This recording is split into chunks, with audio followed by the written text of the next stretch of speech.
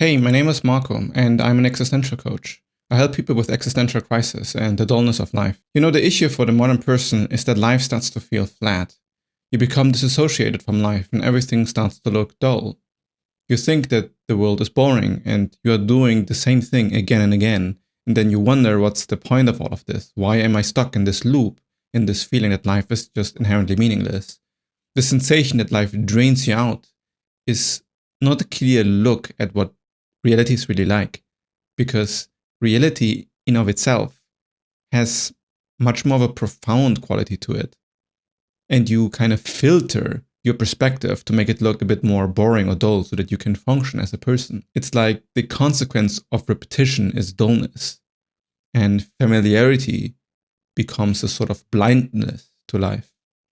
You start to make assumptions about how things work, but you don't look under the hood.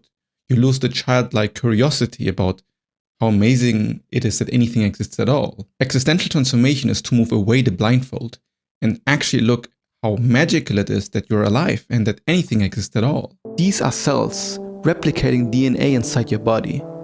You have trillions of them doing this to you right now. This is a transistor. It is powering the technological device, or should I say, the portal with which you are watching me right now. Each little thing is as small as a bacteria, and humans have made this. My point is, what the fuck is going on? Electricity does feel like magic, because if you look at how it actually functions, it is magic. When you stop and think about the movement of electrons in these extremely tiny spaces that are particles just spinning in a certain way that makes them flow through copper and then make light work. It lights up our screens, it processes calculations, it transmits signals. These ions get stored in batteries and then can last decades in your pocket.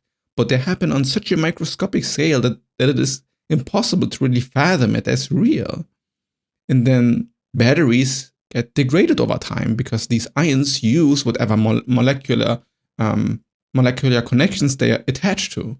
And then over time, well, the electronics or like the battery starts to wear out. But the rest of the machinery still works because it is not interacting with the iron particles. It's like a magic wand you weave that has like a very long durability if you don't, mistreat it. 200 years ago, nobody understood any of this. And lightning was like mysterious skyfire. And in the blink of an eye of our human history, we went from discovering electricity to building pocket supercomputers in our pants. And if you look at a transistor, it is really incredible to look at just how tiny the space is in which the electricity flows through. And you create this by shining light through masks onto silicon.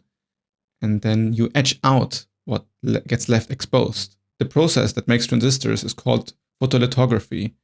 And to make the features of the transistor smaller, you basically shorten the wavelength of the light.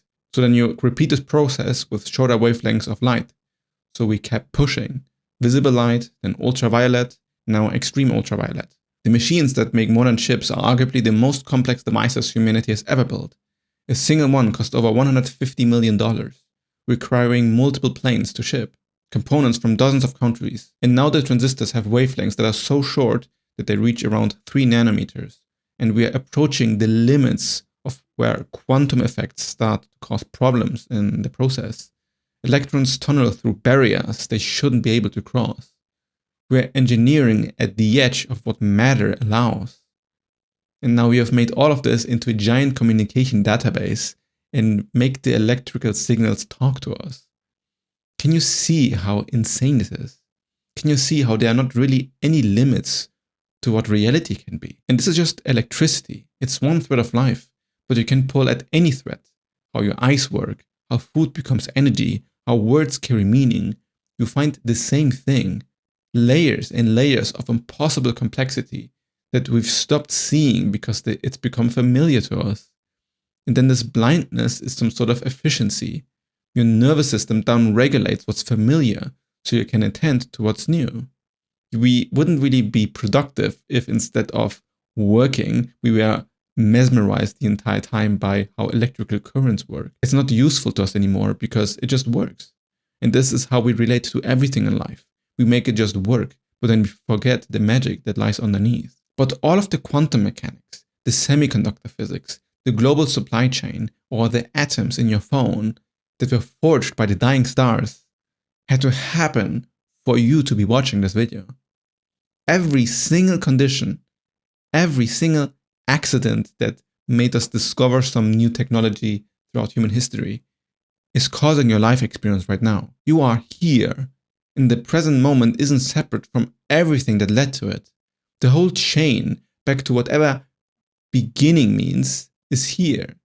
As you, as this universe that spent 13.8 billion years complexifying, hydrogen becoming stars, stars becoming heavier elements, elements becoming chemistry, chemistry becoming life, and life becoming your nervous system, becoming language, and now it's watching a video about how strange it is that any of it exists at all through transistors and electricity. I'm not trying to be poetic. This is literally what's happening.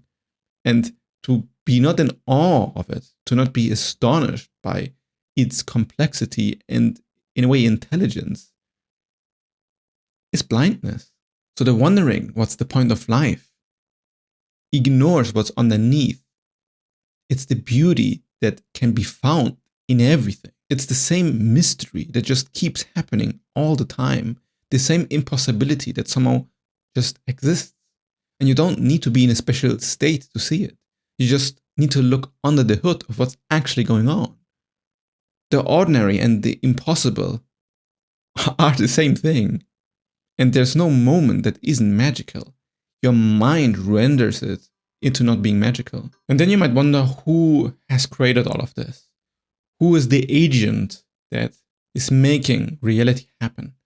And why is it this way? Why is it so profound and intelligent in some ways, and then it feels also so repetitive and boring in other way? Like you have infinite possibility, but then it limits itself into your own boring and dull life. And this is where the stuff gets very trippy, because when you really look at the agent of intelligence, you investigate it, there's truly no one there. And there's no one in control. And then when you look at this, it's like this nothingness is you. Because there's nothing but an endless chain of cause and effect. But also you're looking at it right now. And honestly, did you get here because of some cause of effect explanation, or are you just here? Does the explanation really do anything? Like, does it clarify anything? Or does it just muddy the fact that you're kind of here and you haven't decided to be here? It just happens. And in a way, now is like forever. You've always been just in this now. And despite cause and effect explaining some, like materialistically how you got here, it's like a very limited interpretation of the whole of reality. Like, why are you here and not anywhere else? This existential dullness often is combined with a sense of loneliness because it's trying to mend infinity. You are trying to move outside of your own perspective, but all you can see is your own perspective. It's like an electron wanting to be something else. It's not really logical. So then you want out and you want to touch something real, finally merge or transcend with infinity or whatever. But then you know it is impossible. You're stuck being yourself. And there is the tension that creates so much frustration with life, trying to escape to somewhere else. But what else is there to escape to? The desire to want more or to go outside of your shell is already infinity doing its thing. We made sand think. We made lightning carry voices across the planet. And now it's just normal. So then we are like, okay, what's next? What can happen now from this weird place? What could there possibly be that you can't conceive of? Because if all of this weirdness is possible, if we can create AI through electrical signals and communicate through thousands and thousands of kilometers in an instant, and we are these biological organisms created out of stardust, you tell me what is impossible. It's that infinity isn't some abstract idea. It's literally what we are. There's no ceiling to this. There's no ceiling to reality. There's no way you can contain what is possible in some sort of neatly to understand package. Infinity is a moment in time that cannot be held onto. It's a movement of everything in your awareness. It's an observation of what is. It's a never-ending and never-starting experience. Before you see it, it's gone, but it's there, always and directly accessible. Infinity is the entire universe perspective from your point of view. You are a totality. There's no boundary or limitation to your perception in the present moment experience.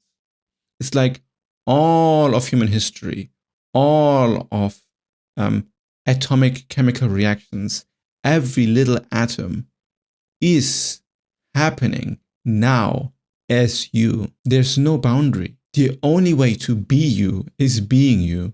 So there's no need to transcend into some magical afterlife because you're already in it. Infinity isn't just big. It's the thing that has no comparison to anything else.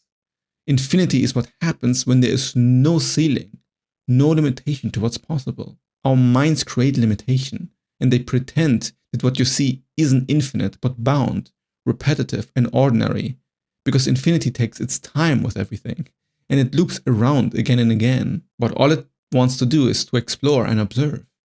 And it's both the ions in your phone battery and your eyes looking at the screen.